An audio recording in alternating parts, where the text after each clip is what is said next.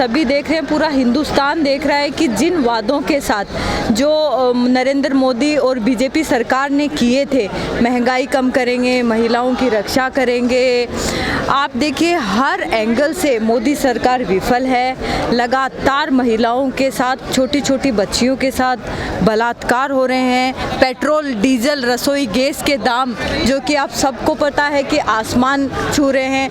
आम आदमी का इस समय ये हो गया कि जीना मुश्किल है। आप देखेंगे कि इन 7 सालों में हर चीज़ के जो दाम है डबल से भी ज़्यादा हो गए हैं।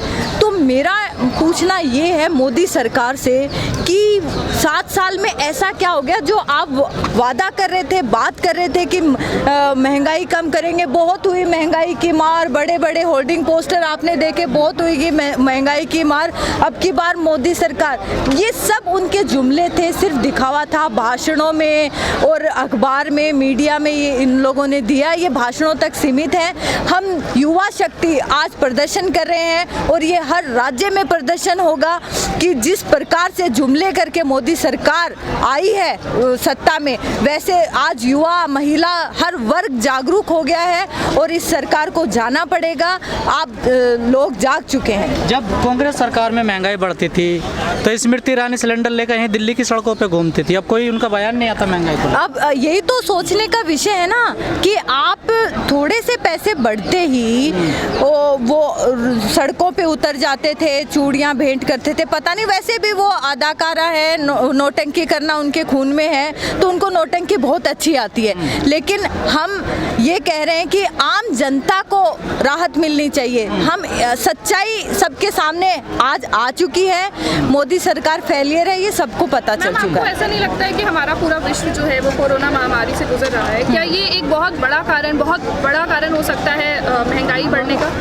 नहीं, इसमें महंगाई बढ़ने वाला कारण तो कुछ हो ही नहीं सकता, क्योंकि मोदी सरकार तो कोरोना की रोकथाम में भी एकदम फेलियर है। जहां हम लोगों को वैक्सीन की ज़रूरत थी, पूरे देश को वैक्सीन की ज़रूरत थी, वहां पे उन्होंने वैक्सीन पूरी एक्सपोर्ट कर दी।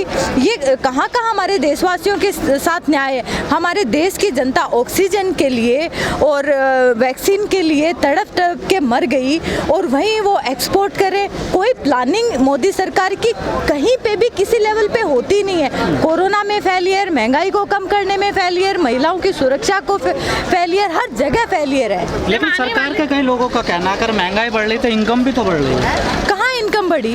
किसकी इनकम बढ़ी? मेरे को बताओ भाई। आपकी बढ़ी? आपकी बढ़ी? किसकी बढ़ी? किसी की भी इनकम नहीं बढ़ी, बिल्कुल नहीं बढ़ी। कहाँ इनकम बढ़ी? ये महंगाई बढ़ने का रीजन क्या है? नोटबंदी भी? महंगाई बढ़ने का एक ही कारण है, वो है नरेंद्र मोदी की फेलियर सरकार और उसके जो बनाई हुई नीतियां वो एकदम फेल है। मोदी सरकार, बीजेपी सरकार देश को नहीं चला सकती है, ये साफ है। मैम, आने वाले विधानसभा चुनाव में आपको क्या लगता है कौन सी पार्टी का परचम लहराएगा? अरे इसमें कोई पूछने वाली, और ये तो पूरा देश जान रहा है, सब लोग जागरूक हो चुके हैं कि धर्म और राष्ट्रवाद के चीज़ों पे आप राजनीति नहीं कर सकते हो। आपको विकास की बात करनी पड़ेगी, आपको विकास के कार्य करने पड़ेंगे, तभी आप बरगला के लोगों को सत्ता में नहीं आ सकते हो। योगी जी ने पोस्टर लगवा तो दिए विकास के नाम के तमाम दिल्ली में। पोस्टर की तो राजनीति चल रही है देश में, और हो ही क्या रहा है? कहने उत्तर प्रदेश नंबर 1 बन गया ना क्राइम में। उत्तर प्रदेश नंबर 1 है, क्राइम सबसे ज्यादा है कि महिलाओं को सुरक्षा मिल रही है इस देश में? नहीं, मैं यही कह रही हूँ, मोदी सरकार, महिला तो आज मैं दिल्ली आई हुई हूँ, आज मेरे घर से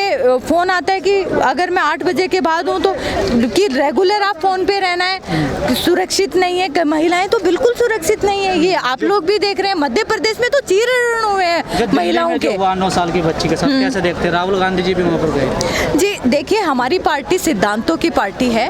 हम लोग हमेशा गरीब और मध्यम परिवारों के साथ खड़े रहे हैं, दलितों के साथ खड़े हुए। पूरे देश की जो अगर किसी ने आगे बढ़ाया, देश आज़ाद होने से लेके आज तक अगर किसी ने लड़ाई लड़ी किसानों की, महिलाओं की, दलितों की, तो वो है कांग्रेस पार्टी, सोनिया गांधी, राहुल गांधी। राजस्थान में तो रेप होते हैं दलित लड़के। दूसरों के साथ, वहाँ तो आवाज़ नहीं उठती नजर। देखिए माननीय मुख्यमंत्री जी ने फास्ट ट्रैक बना दिया है। पहले बीजेपी सरकार के अंदर तो मुकदमे दर्ज नहीं होते थे, महिलाएं दर दर भटकती रहती थी, लेकिन अब राजस्थान सरकार ने, ये माननीय मुख्यमंत्री अशोक गहलोत जी ने सबको ये निर्देश दे दिए हैं कि महिलाएं कोर्ट में चक्कर नहीं काटे, उनके मुकदमे हाथों हाथ दर्ज होने चाहिए।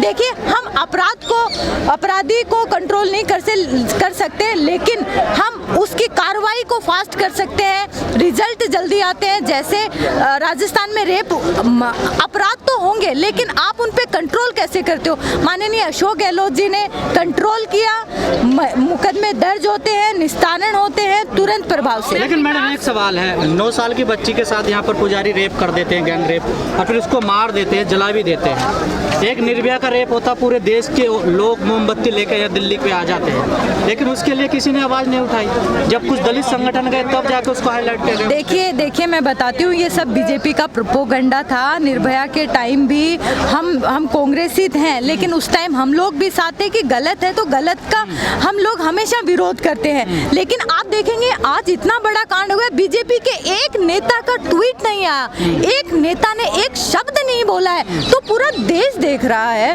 पूरी जनता जागरूक हो रही है कि ये देश में हो क्या रहा है। मैम, राहुल गांधी का और कांग्रेस का मुझे विजन प्लान आप एक बार बता दीजिए कि विकास के लिए, सुरक्षा के लिए, महिला सुरक्षा के लिए कांग्रेस का क्या विजन प्लान है? देखिए मैं आपको बताना चाहूँगी कि कांग्रेस पार्टी हमेशा महिलाओं के साथ खड़ी रही है और हमेशा किसानों के साथ खड़ी रही है। हम लोगों का हमेशा एक चीज़ रही है कि जो हम बोलते हैं वो हम डिलीवर करते हैं। तो मैं आप लोगों को यकीन दिलाती हूँ कि आगे भी कांग्रेस पार्टी जो कहेगी वो करेगी, और हमेशा सुरक्षा हो, चाहे किसान हो चाहे महिलाएं हो, वो सिर्फ और सिर्फ कांग्रेस पार्टी सुरक्षा दे सकती है। मोदी सरकार के बस की बात राहुल गांधी जी का भी कुछ दिन पहले एक बयान आया, क्या जो साथ के नेता हैं वो भी धोखा दे रहे हैं क्या?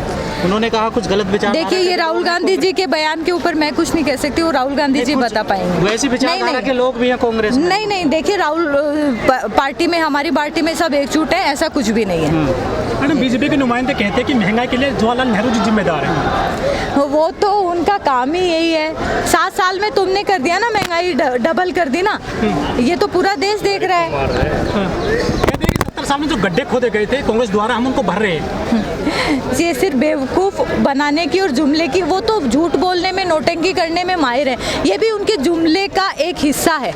मोदी जी ने कहा था कि महंगाई से देश में तरक्की होती है, अच्छी है महंगाई, तो आप विरोध कर रहे हैं महंगाई का, सरकार का भी। तो फिर उन्होंने क्यों बैनर पोस्टर लगाए थे कि मोदी लाओ, महंगाई हटाओ? क्यों बैनर पोस्टर?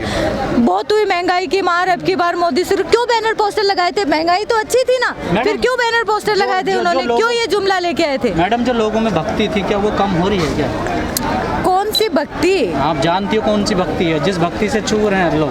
देखिए भक्ति, जो भगत है ना उनके, वो भी बेचारे परेशान हैं। पेट्रोल डीजल डलवाते टाइम उनसे पूछो कि हाँ भक्तों क्या हालचाल है, तो बेचारे उनके आंसू तो पहुँचते रहते हैं, बेचारे क्या बोले, उनके पास शब्द नहीं है। क्योंकि भाई आज अगर वो किसी का समर्थन कर रहे हैं और वही उनके साथ गलत कर रहा हो, आज पूरा देश जागरूक हो चुका है, अब तो सबको पता चल चुका है।